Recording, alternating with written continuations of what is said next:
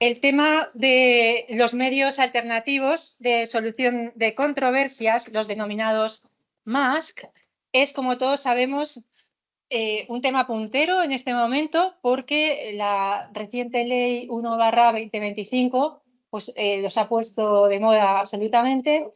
Y bueno, también tenemos otro Real Decreto relativamente reciente sobre arbitraje de consumo, que salió este verano, el 23 de julio. Los dos han salido en vacaciones, no sé si nos ha dado tiempo siempre a estar alerta de esto, pero por supuesto esta última estaba muy anunciada, ¿no? La Ley Orgánica 1/2025. Así que vamos a dar comienzo a esta mesa redonda que va a ser online porque nuestras ponentes, pues a las que agradecemos muchísimo que estén aquí,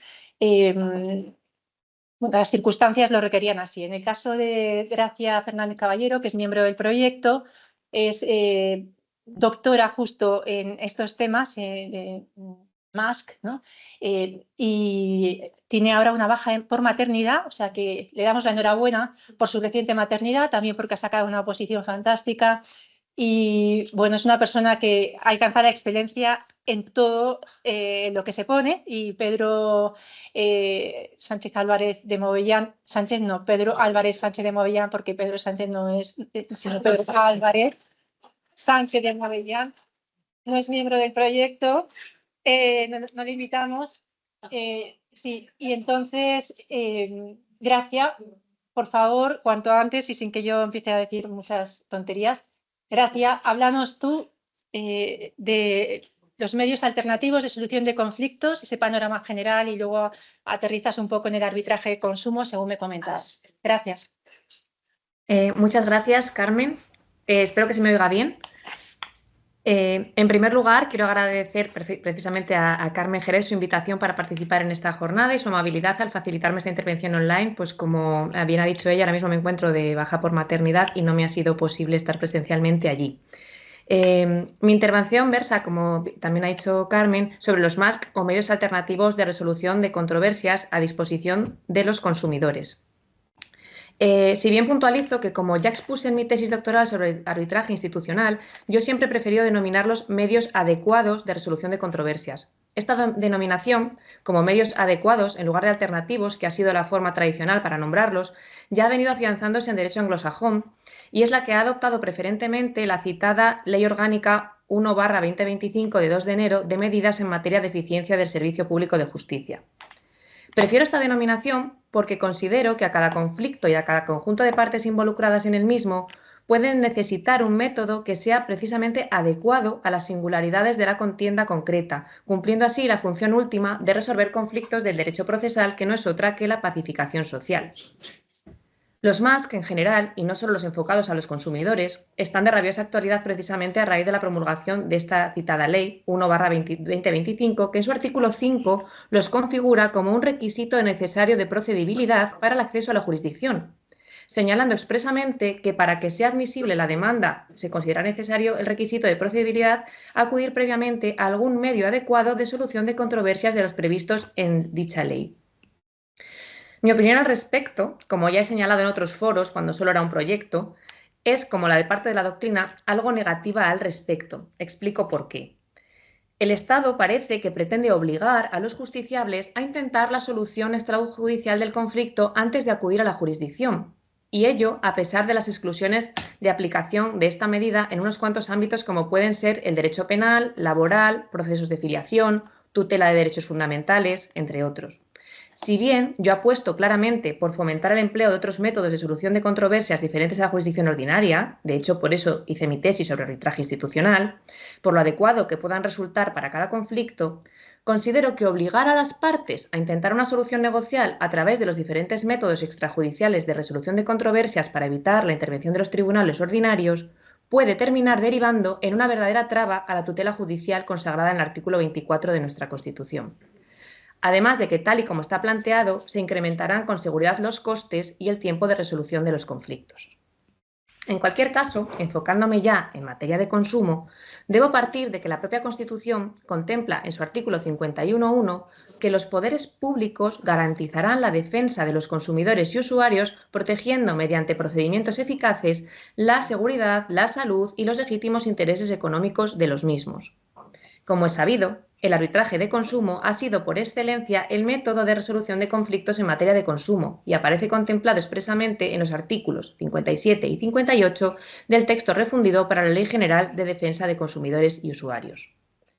En la exposición de motivos de esta ley se establecía ya con respecto a la anterior regulación de 1984 que los pactos de sumisión al arbitraje se conducen al momento en que el consumidor puede evaluar correctamente el alcance de la decisión que en la mayor parte de los casos se ve obligado a adoptar y que es en aquel momento en el que surge la controversia. Se elevaba en aquel momento con ello la protección del usuario ante las fórmulas arbitrales que no siempre eran lícitas y se garantizaba la no renuncia previa a los derechos reconocidos legalmente. En este sentido, el ya referido requisito de procedibilidad establecido en la nueva Ley Orgánica 1/2025 podría hacer pensar que esta intención del legislador de 2007 se devalúa, toda vez que ahora cualquier consumidor parece obligado a acudir a un MASC antes de interponer su demanda ante los tribunales ordinarios, o incluso antes del arbitraje, como ya veremos. Ahora bien, la Ley Orgánica 1/2025 precisa en su disposición adicional séptima, por lo que nos interesa, que en los litigios en materia de consumo se entenderá cumplido el requisito de procedibilidad por la reclamación extrajudicial previa a la empresa o profesional con el que se haya contratado, sin haber obtenido respuesta en plazo o cuando la misma no sea satisfactoria, y sin perjuicio de que se pueda acudir a cualquiera de los medios adecuados de resolución de controversias, tanto previstos en esta ley como cualquier otro. Además, se prevé que en materia de consumo se va a entender también cumplido el requisito de procedibilidad con la resolución de las reclamaciones presentadas por los usuarios de los servicios financieros ante el Banco de España, la Comisión Nacional del Mercado de Valores y la Dirección General de Seguros y Fondos de Pensiones.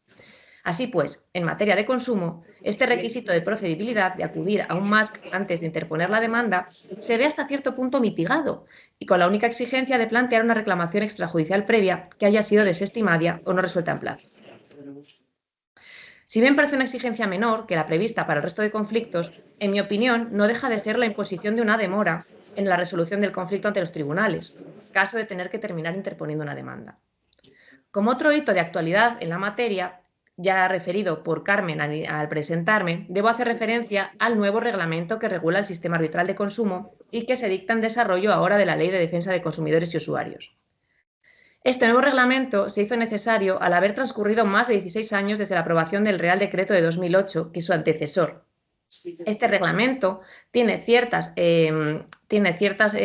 novedades que comentaré a continuación y se dicta para adaptar el sistema arbitral de consumo a las nuevas normas aprobadas en este tiempo, en particular a lo dispuesto en la Ley 39/2015 de Procedimiento Administrativo Común de las Administraciones Públicas, dado que las juntas arbitrales de consumo son órganos de naturaleza administrativa, así como fundamentalmente a lo establecido en la Ley 7/2017, por la que se incorpora al ordenamiento jurídico español la Directiva 2013/11 de la Unión Europea del Parlamento y del Consejo, que es precisamente relativa a resolución alternativa de litigios en materia de consumo. La citada directiva obliga a los Estados miembros a garantizar a los consumidores residentes en la Unión la posibilidad de resolver sus conflictos con empresarios establecidos en cualquier Estado miembro mediante la intervención de entidades de resolución alternativa que ofrezcan procedimientos que sean independientes, imparciales, transparentes, efectivos, rápidos y justos. Se evidencia a la vista de esta directiva, ya traspuesta a nuestro ordenamiento, la relevancia de los MASC en materia de consumo. Como ejemplo de novedades destacables de este reglamento, que he anunciado ya, podemos citar cómo recuerda el profesor Jorge Tomillo Urbina, que tiene un artículo muy interesante sobre esta cuestión, en primer lugar, que se introduce como gran novedad el principio de oferta pública de adhesión única y universal. Se dice ahora que la oferta pública de adhesión será única y se entenderá realizada a todo el sistema arbitral de consumo sin limitaciones y abarcará todas las actividades que desarrolle el empresario bajo el mismo número de identificación fiscal, nombre comercial o marca. La oferta pública de adhesión es aquella oferta mediante la cual los empresarios se adhieren al sistema arbitral de consumo, es decir, que aceptan que las reclamaciones de las personas consumidoras que se planteen como consecuencia de su actividad se resuelvan a través del procedimiento extrajudicial y voluntario que es el arbitraje de consumo.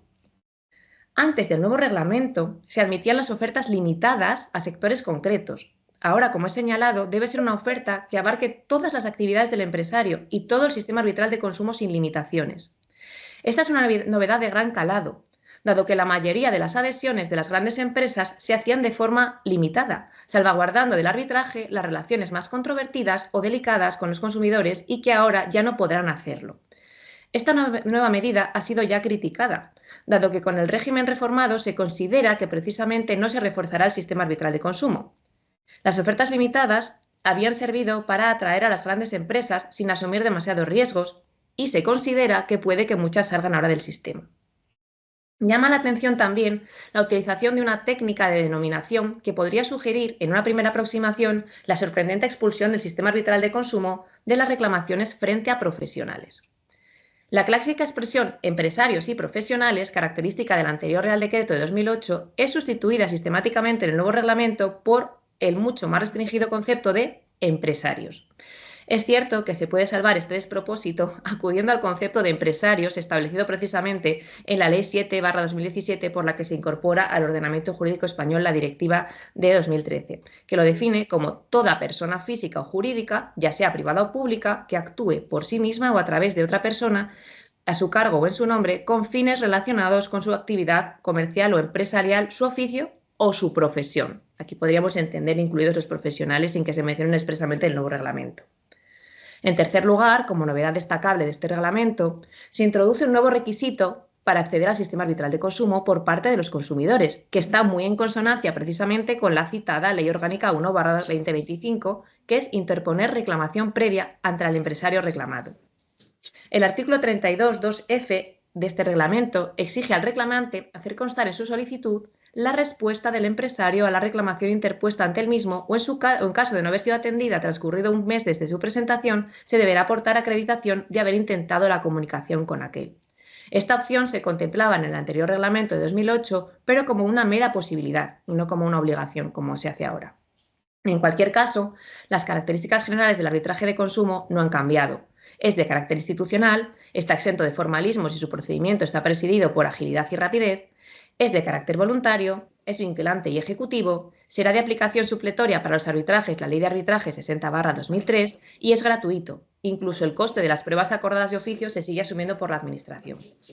En cualquier caso, en relación con este nuevo reglamento, podemos afirmar que el sistema arbitral de consumo continúa configurándose como un mecanismo extrajudicial de conflictos verticales, nacionales o transfronterizos que versen sobre derechos de los consumidores y usuarios residentes en la Unión Europea, al que las partes acuden voluntariamente para obtener una resolución, el laudo, que es vinculante y ejecutiva, a través de un procedimiento ajustado a los principios de audiencia, contradicción, igualdad de las partes, gratuidad y acceso sencillo y universal, que puede sustanciarse por medios electrónicos.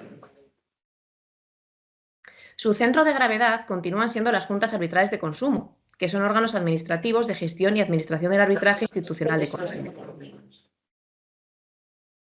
También se integran en la composición reglamentaria del órgano administrativo el personal que sirve de apoyo al desarrollo de sus funciones. Así pues, se configura como un arbitraje institucional en toda regla, si bien de índole pública y de carácter gratuito. Se enmarca, pues, en una competencia estatal gestionada por aquellas administraciones públicas territoriales que deseen hacerlo, tal y como se desprende del reglamento que dispone en su artículo 3 que el sistema arbitral de consumo está integrado por las juntas arbitrales de consumo, los órganos arbitrales que deciden los litigios, la Comisión de Juntas Arbitrales de Consumo y el Consejo del Sistema Arbitral de Consumo.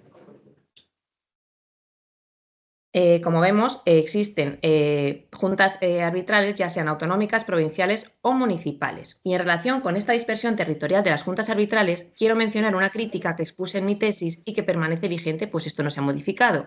Y es que en nuestro sistema arbitral de consumo contamos con un conjunto de juntas arbitrales autonómicas, provinciales y municipales, que no tienen relación las unas con las otras. Para terminar con el arbitraje de consumo, y ser breve, quiero insistir en que, en mi opinión, el recurso a los más que en general, no solo al arbitraje, debe partir de un auténtico fomento por la cultura de resolución de conflictos mediante medios adecuados o alternativos, y no acudir necesariamente a la jurisdicción. Ahora bien, como digo, desde el punto de vista del fomento de esta cultura, de cultura, del arbitraje, de la mediación, de la negociación, etcétera, pero no como una imposición a los justiciables, que es como parece que se configura actualmente tras la Ley Orgánica 1/2025. En cualquier caso, como esta ley señala, al hablar del uso de los MASC como paso previo para acudir a la jurisdicción, los consumidores pueden acudir a cualquiera de los medios adecuados de resolución de controversias, no solo al arbitraje de consumo, tanto los previstos en legislaciones especiales como en los generales previstos en esta norma. Ahora bien, el arbitraje debemos decir que queda claramente excluido de esta disposición, pues la Ley Orgánica 1/2025 se refiere a MASC que no impidan el acceso posterior a la jurisdicción.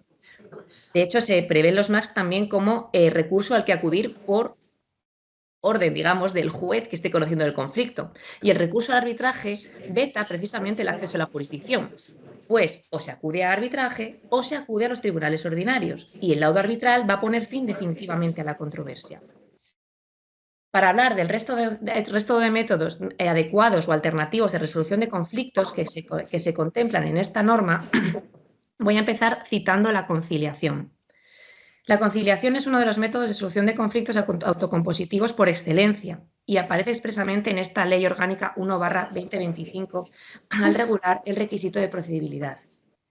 Este medio de solución de controversias es aquel en el que, si bien interviene un tercero imparcial siempre, este no impone la solución, que debe ser alcanzada por las partes. Por similitudes, debemos aclarar que este tercero no tiene carácter de mediador conforme a la regulación legal de dicha figura.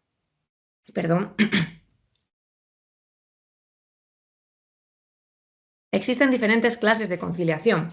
De hecho, la citada Ley Orgánica 1/2025 reconoce expresamente la realizada ante notario, la realizada ante registrador de la propiedad y, por supuesto, también la contemplada en la Ley de Jurisdicción Voluntaria, que regula la planteada ante el letrado de la Administración de Justicia. Esta conciliación es para alcanzar un acuerdo con el fin de evitar un pleito ante los tribunales ordinarios. De hecho, debe ser su finalidad expresa. Pero resulta muy interesante que la Ley Orgánica 1/2025 regula también la llamada conciliación privada, que en definitiva es una forma de negociación de la que a continuación hablaré y que igualmente puede emplearse en materia de consumo, pues no existe ningún precepto que lo impida. Sobre esta conciliación privada, señala la nueva ley orgánica que toda persona física o jurídica que se proponga ejercitar acciones legales que le correspondan en defensa de un derecho puede requerir a una persona con conocimientos técnicos o jurídicos relacionados con esta materia para que gestione una actividad negociadora tendente a alcanzar un acuerdo conciliatorio con la parte a la que se pretenda demandar, estableciendo unos requisitos específicos para actuar como conciliador. Se va a exigir que esta persona esté inscrita como ejerciente en uno de los colegios profesionales de la abogacía, la procura, graduados sociales, economistas, notarios o en el de registradores de la propiedad, así como en su caso en cualquier otro colegio que esté reconocido legalmente, o bien estar inscrita como persona mediadora. Se le va a exigir también ser imparcial y guardar los deberes de confidencialidad y secreto profesional.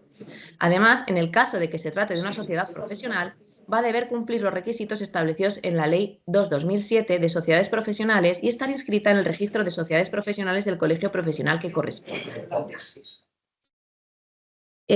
Paso a hablar ahora más concretamente de la negociación, que es otro más concretamente contemplado en la Ley Orgánica 1/2025. La negociación, como es sabido, se puede definir como una técnica mediante la que se comunican entre sí dos o más personas que se encuentran inmersas en un conflicto y que acercan sus posiciones realizando un esfuerzo mayor o menor en aras de satisfacer necesidades para todas ellas. Este esfuerzo, mayor o menor, implica que sea frecuente que esta técnica suponga la renuncia a determinados intereses de alguna de las partes involucradas en la disputa, en pro de conseguir llegar a un acuerdo que le ponga fin, si bien buscando siempre satisfacer de alguna manera los intereses de todas ellas, que pueden incluso concurrir en ocasiones. La negociación, hasta la promulgación de la reciente Ley Orgánica 1/2025, no contaba con una regulación legal como sí tienen el arbitraje, la mediación y la conciliación.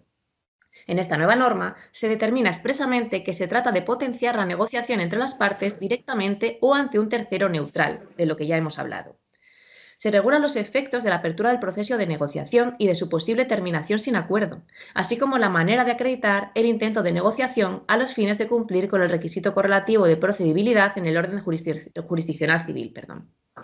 Esta ley regula diferentes métodos de negociación previa a la vía jurisdiccional, desarrollados en la sección tercera del capítulo primero dedicado a los ADR. Entre ellos se enmarcan, como ya hemos señalado, la conciliación privada, las conciliaciones notariales registral y la que se pueda desarrollar ante el LAG, así como cita expresamente la clásica negociación directa o, en su caso, la muy común realizada a través de los abogados o abogadas, así como a través de un proceso de derecho colaborativo, lo que es muy destacable y de lo que a continuación hablaré. La Ley Orgánica 1/2025 señala, en cuanto al acuerdo de negociación, que puede alcanzarse que el acuerdo deberá firmarse por las partes y, en su caso, por sus representantes, y que si interviene una tercera persona neutral, entregará un ejemplar a cada una de las partes y deberá reservarse otro ejemplar para su conservación. Además, las partes podrán compelerse recíprocamente a elevar el acuerdo alcanzado a escritura pública. De no atender la parte requerida a la solicitud de elevación a acuerdo alcanzado para escritura pública, podrá otorgarse unilateralmente por la parte solicitante, debiendo hacerse la solicitud por medio de notario para que deje constancia de ello en el mismo. Esto es muy interesante, pues no es infrecuente que una de las partes no quiera elevar a público un acuerdo que se ha alcanzado en una negociación. Las negociaciones han sido siempre muy comunes. Yo he ejercido la abogacía durante muchos años y personalmente siempre me ha gustado llevar a cabo una negociación previa a interponer una demanda. Y es verdad que puede haber problemas de cara a luego materializar ese acuerdo para que pueda acceder a la vía ejecutiva ante un tribunal caso de no cumplirse. Para llevar a cabo la elevación a la escritura pública del acuerdo, el notario deberá verificar, según la Ley Orgánica 1/2025, el cumplimiento de los requisitos exigidos en esta ley y que su contenido no sea contrario a derecho, en pro de garantías de los propios intervinientes. Además, determina expresamente este precepto que cuando así lo exija la ley o el acuerdo se hubiera alcanzado en un proceso de negociación al que hubiera derivado el tribunal en el seno de un proceso judicial, las partes podrán solicitar al tribunal su homologación. Es decir, no siempre se va a poder pedir la homologación, solo en estos casos, pero es otra vía de afianzar el acuerdo alcanzado. Asimismo, gracias, perdona. Te quedan como 5 minutillos, ¿vale? Vale, pues termino brevemente. Me refiero simplemente a que este acuerdo, cuando bien se eleva a escritura pública, bien se homologa por el juez, va a ser un verdadero título ejecutivo ante los tribunales ordinarios, caso de que no se quiera cumplir por una de las partes. Menciono sucintamente un poco los otros dos medios de resolución de controversias que tenemos contemplados en la Ley Orgánica 1/2025. Por un lado, quiero destacar el derecho colaborativo. Es una novedad clara que se regule este método alternativo de resolución de controversias en esta norma, pues hasta este momento no estaba regulado. Este método de resolución de controversias ha sido muy común en materia de familia, aunque también se ha utilizado bastante en ámbitos mercantiles y puede aplicarse en el ámbito de derecho de consumo, pues nada lo impide.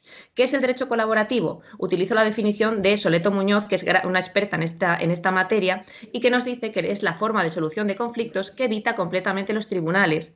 El abogado que interviene en el derecho colaborativo se compromete con su cliente a intentar resolver el conflicto de forma colaborativa, trabajando conjuntamente con el abogado contrario, negociando, acudiendo a la mediación e incluso, cuando sea necesario, a otros profesionales como psicólogos o trabajadores sociales.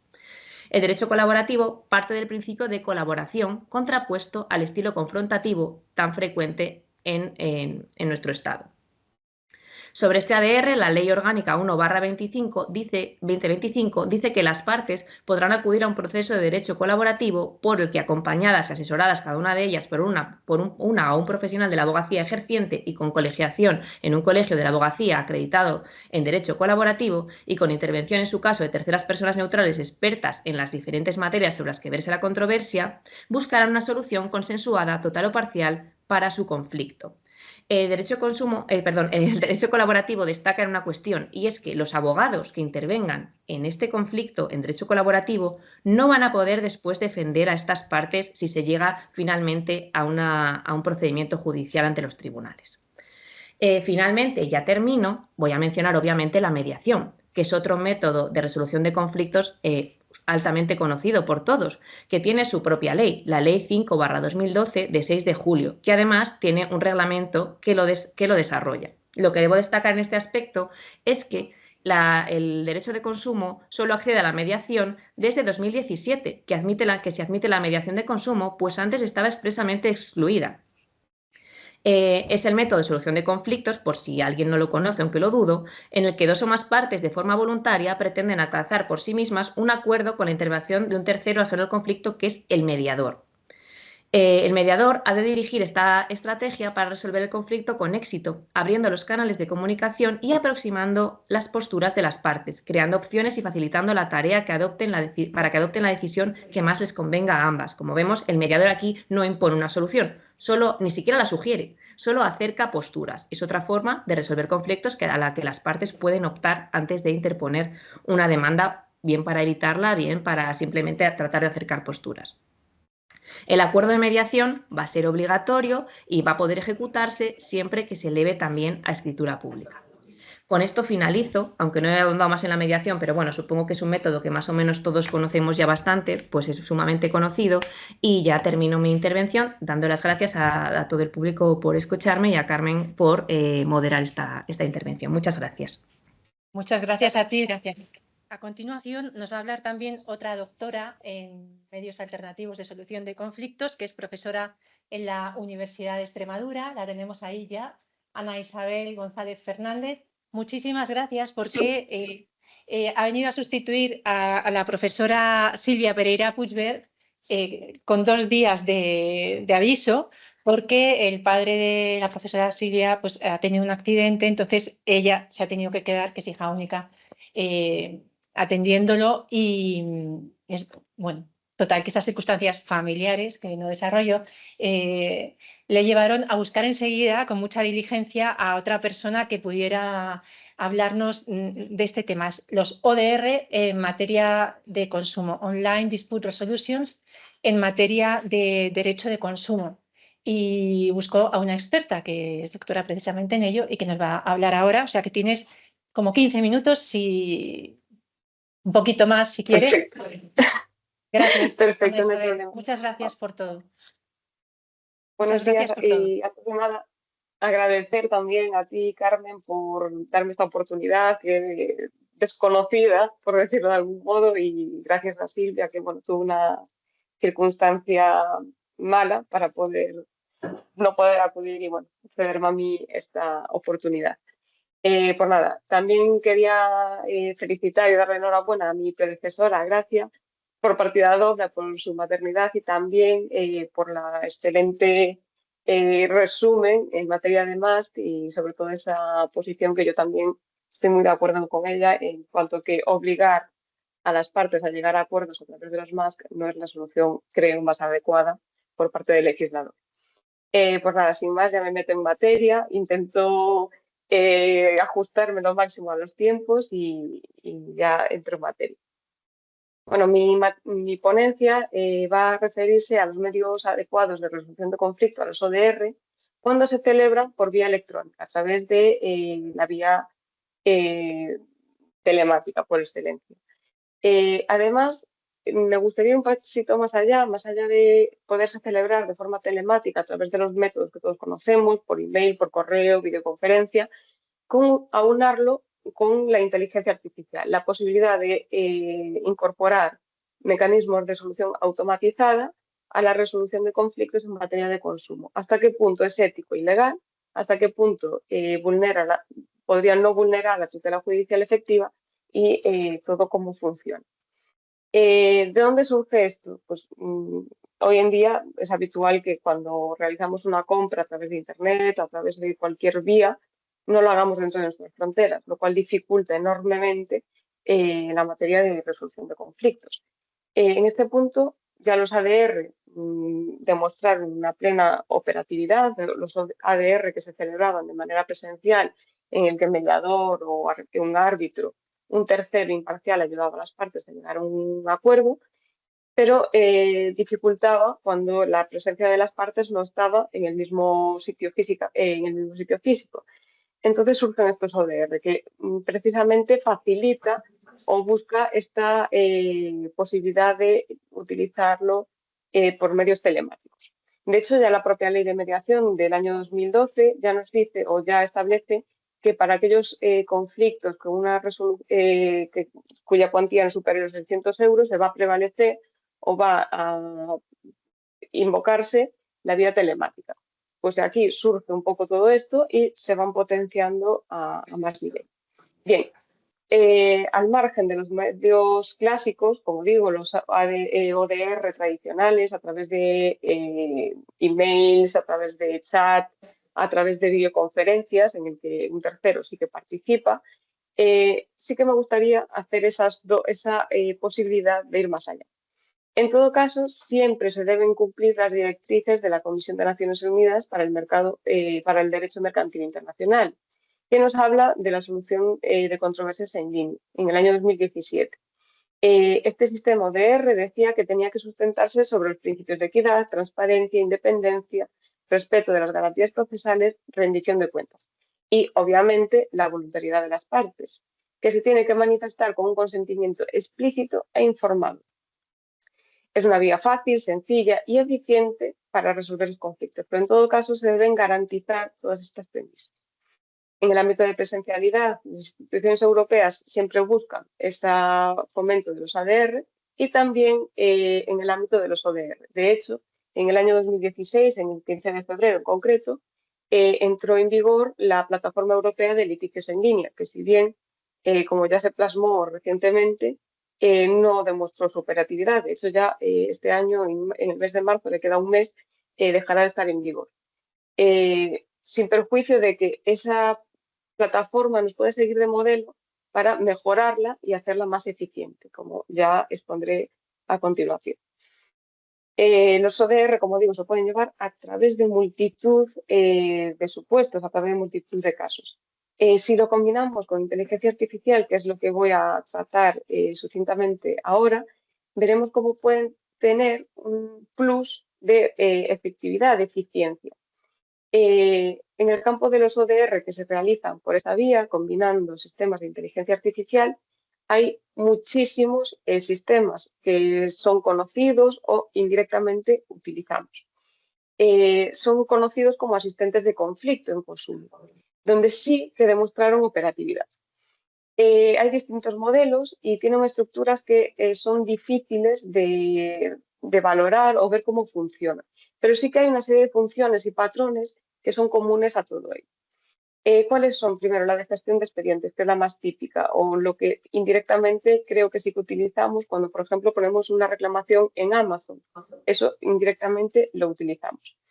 A través de los sistemas de gestión de expedientes se inicia este proceso en el que las partes o los implicados, con un conocimiento muy limitado de cómo funciona el proceso, cuáles son los derechos y obligaciones, están guiados a la hora de interponer su reclamación. A través de los fax, a través de las cuestiones frecuentes que se puedan plantear, que va a decirnos cuál es la respuesta más adecuada al problema que tenemos. A través de los formularios guiados, en los que el usuario introduce sus datos, los datos que precisa la plataforma de funcionamiento secuencialmente y adquiere toda la información del proceso, la plataforma. Lo utiliza, por ejemplo, este formulario guiado el Tribunal Online de Canadá para tramitar conflictos o disputas derivados de accidentes de vehículos, reclamos de cuantías pequeñitas en materia de consumo precisamente, o incluso con el alquiler de ciertas propiedades. Entonces, el usuario inicia el proceso, este sistema lo va guiando para que introduzca los datos necesarios para tener toda la información. A partir de ahí, ya se pondrá en contacto con la plataforma, con un tercero que ayuda a resolver. También a través de los robots conversacionales, que lo que hacen es, a través de toda la documentación, información y audios que podamos meter, y a través del procesamiento del lenguaje natural, clasifica los textos, las conversaciones, según el tono y el sentido de las palabras, para ver si hay una voluntad negociadora o no. Esto es más o menos sucintamente. También aquí lo que se puede un poco poner en entredicho es qué pasa con la privacidad de los datos que nosotros damos, qué pasa con toda la información que introducimos. Entonces, siempre, en todo caso, estas plataformas deben garantizar la confidencialidad y el anonimato de las partes y de toda la información que transmitimos. El segundo bloque, la segunda funcionalidad que presentan todos estos sistemas es el sistema de comunicaciones y negociación. Como ya dije, hay sistemas de comunicación que son muchos, como síncronos, como videoconferencia, como estamos haciendo ahora, un audio, o asíncronos por email, plataformas conversacionales, perdón, formularios. Entonces, cada una de las partes puede, a lo largo de una mediación, por ejemplo, o una negociación, se pueden utilizar distintos de estos métodos. Por ejemplo, era uno de los sistemas que utilizaba la propia plataforma europea de ODR, en el que las partes solicitaban la intervención de un sistema externo y se hacía mediante alguna otra plataforma. Generalmente se hacía una cita con un tercero, con un sistema alternativo, y les ponía, se reunían por videoconferencia. Esa videoconferencia no era dentro de la propia plataforma, sino que se hacía a través de medios externos como Skype, Zoom, etc. Eso sí que puede plantear ciertas dificultades a la hora de garantizar la privacidad de la información. También uno de los riesgos que se pueden plantear, o más que riesgos, poca eficiencia, es que la inteligencia artificial, si se hace dentro de la propia plataforma, puede ayudar a ver si las partes van cambiando, si va a ser posible llegar a un acuerdo o no.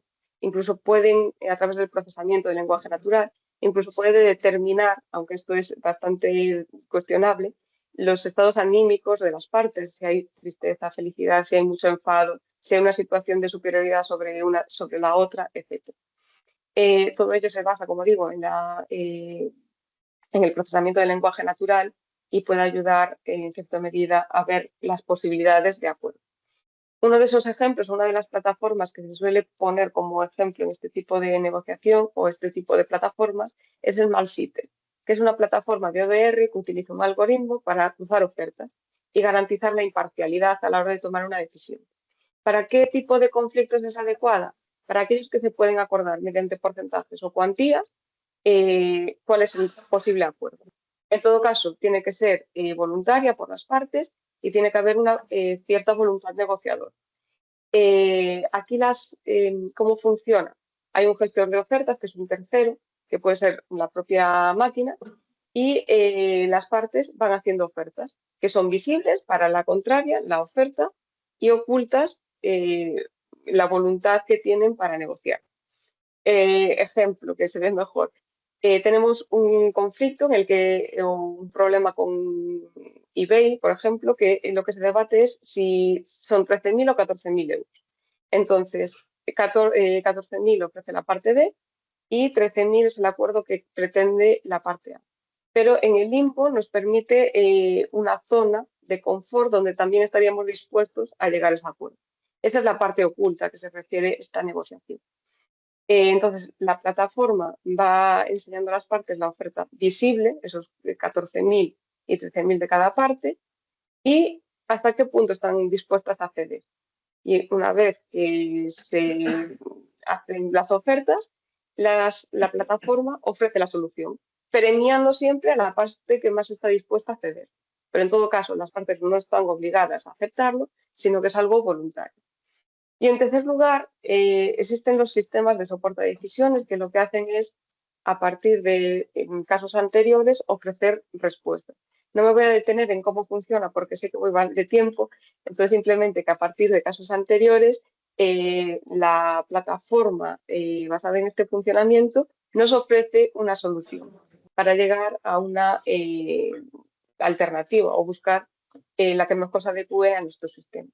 Como digo, nuestra plataforma europea de resolución de conflictos en línea bebía bastante de estos funcionamientos, tenía premisas de todas las que vimos, pero no tuvo éxito. Realmente, desde que entró en funcionamiento y en el informe del año 2020, se determinó que solo un 1% de los casos que entraron en esta plataforma se resolvieron a través de un organismo de resolución alternativo de conflictos de fuera de la propia plataforma, que lo que hacía la plataforma era ponerlo en contacto a las partes. De hecho, ya va a dejar de estar en vigor y espero que sí que se establezca algo más efectivo, más útil. Bien, en todo caso, esto tiene una serie de riesgos, obviamente, sí puede ayudarnos a la hora de resolver los conflictos, pero ¿cuándo es adecuado? Yo creo que sí sería útil en casos, y en todo caso de manera voluntaria, en casos de disputas simples, hay un producto defectuoso, se puede devolver y me indemnizas, o cuestiones muy simples y que sean objetivables. En aquellos casos que ya son más complejos o entran en juego emociones y algo subjetivo en la resolución de conflictos, es indispensable el factor humano. Además, hay que tener en cuenta que en todo esto lo que nos encontramos es el sesgo que puede tener esta herramienta de inteligencia artificial a la hora de dar una oferta. Por ello debe ser transparente en cómo funciona, cómo se introducen los sesgos, que sean explicables, que es lo que obliga además el Reglamento Europeo de Protección de Datos, y que ese sistema algorítmico garantice siempre la imparcialidad. Se deben evitar para ello los sesgos, que alguien, una persona humana, supervise en todo caso esa solución o esa ayuda que ofrecen estos sistemas alternativos. Se deben garantizar en todo caso los derechos y las libertades fundamentales de las personas. Para ello debe garantizarse que la plataforma que funcione, ya sea la Plataforma Europea de Resolución de Conflictos en Línea o cualquier otra, que garantice la privacidad de los datos de los usuarios y el tratamiento de los datos personales. En todo caso, que se utilice con responsabilidad. Sin más, sí lo considero que puede ser una herramienta útil, en todo caso supervisada y que debe ser utilizada con ciertas cautelas y única y exclusivamente en aquellos conflictos en los que haya un interés económico objetivable y supervisado por un tercero, por favor, eso siempre es esencial. Creo que me ajusté bastante al tiempo, entonces ya dejo aquí y quedo a vuestra disposición. Muchas gracias, Ana Isabel. Tenemos un minuto para alguna pregunta. ¿Queréis alguna pregunta? No sé si está Gracia por ahí. Gracias. Sí, estoy aquí. Estás con la niña, porque se ha oído la niña. Sí, está por aquí. No te preocupes, Gracia. Si estás ocupada, no te preocupes. Te quería hacer una pregunta, pero... No, sí, estoy disponible. Si hay una pregunta, no hay problema. A ver si me contesta tu niña. Mira, es que has dicho que el arbitraje quedaba excluido de los medios alternativos de solución de conflictos como requisito de procedibilidad, por una razón que has explicado muy bien, ¿no? Que su esencia es ser como la alternativa al procedimiento judicial o a la jurisdicción. Pero me preguntaba si en el caso de que se hubiera propuesto por una de las partes el arbitraje y la otra parte hubiera rehusado, ¿no? Podríamos decir que ya se ha cumplido suficientemente el requisito de procedibilidad exigido por la ley, o en el caso de que se haya acudido a un arbitraje y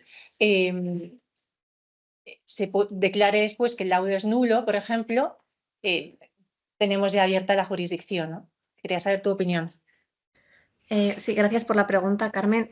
Sí, respecto a lo que me comentas, en cuanto a la segunda posibilidad, la de que luego el laudo sea nulo, ahí entiendo que no hay ningún problema, porque claramente si se ha anulado el laudo, las partes siguen abiertas a solucionar su conflicto. Ahora bien, y esto se aplica también a la primera cuestión, si hay un convenio arbitral previo suscrito por ambas partes, ese convenio las obliga. De hecho, si vamos a jurisdicción sin el arbitraje, teniendo un convenio arbitral vigente, ahí tendríamos que plantear una declinatoria. Sí, gracias, pero no digo exactamente que haya acuerdo sobre someter la controversia al arbitraje, sino que una de las partes propone, oye, vamos a someter esto a un arbitraje, y la otra parte dice, no voy a someter a un arbitraje, ni le da otra alternativa. Porque dice la ley que se dice, no voy a arbitraje, pero te propongo una mediación, entonces primará, porque no están de acuerdo las partes, una quiere arbitraje y la otra mediación, dice la ley que primará entonces el primero de los medios propuestos, con lo cual irían a arbitraje. Curioso, porque el arbitraje en principio tiene que estar basado como todo en el acuerdo de las partes, pero yo digo que una le dice sometamos a arbitraje y la otra dice no me interesa. Sí, en ese caso, Carmen, sí que entiendo que se cumpliría el requisito de procedibilidad. Cuando me refiero a que queda un poco excluida del arbitraje de la Ley Orgánica 1/2025, sobre todo también para esos métodos a los que el juez te puede incitar a acudir o incluso el letrado de Administración de Justicia. No te van a derivar nunca, entiendo yo, a un arbitraje porque es incompatible con la jurisdicción. No va a ser un método que luego te lleve a la jurisdicción después de haberlo empleado. Sí, tú lo dices entonces en ese dentro del sentido. procedimiento cuando se invita a las partes a acudir a un más. Sí, Vale, sí. muchas gracias.